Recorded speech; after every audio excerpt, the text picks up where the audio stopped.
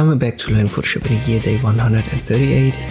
Let me show you a simple effect that's called Crystallize. You'll find it in the filter Pixelate. Super easy to use. Let us zoom out a little bit. And you can see it's kind of like a polygon effect, where it creates little cells. You can adjust the size of it down here with the slider.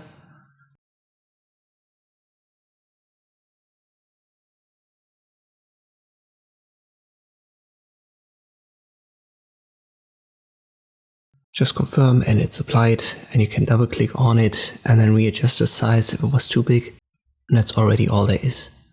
So start with one value, then double click on it and then readjust the size a little bit until you found what you want.